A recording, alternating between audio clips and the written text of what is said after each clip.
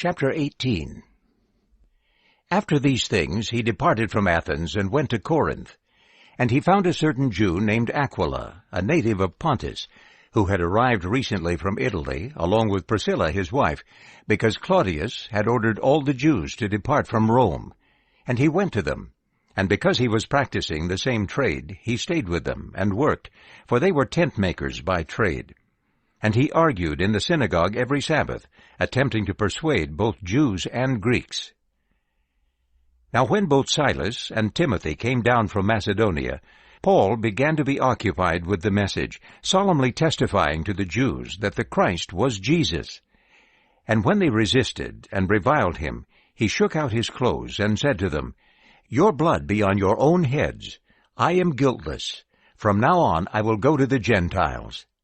And leaving there, he entered into the house of someone named Titius Justus, a worshipper of God, whose house was next door to the synagogue. And Crispus, the ruler of the synagogue, believed in the Lord, together with his whole household. And many of the Corinthians, when they heard about it, believed and were baptized. And the Lord said to Paul by a vision in the night, "Do not be afraid, but speak, and do not keep silent. Because I am with you, and no one will attack you to harm you, because many people are mine in this city." So he stayed 1 year and 6 months, teaching the word of God among them. Now when Galio was proconsul of Achaia, the Jews rose up with one purpose against Paul, and brought him before the judgment seat, saying, "This man is persuading people to worship God, contrary to the law." But when Paul was about to open his mouth, Galio said to the Jews, "If it was some crime or wicked villainy, O Jews, I would have been justified in accepting your complaint. But if it is questions concerning a word and names and your own law, see to it yourselves. I do not wish to be a judge of these things."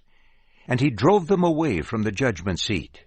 So they all seized Sosthenes, the ruler of the synagogue, and began beating him in front of the judgment seat. And none of these things was a concern to Galio. So Paul, after remaining many days longer, said farewell to the brothers and sailed away to Syria, and with him Priscilla and Aquila. He shaved his head at Cenchrea because he had taken a vow.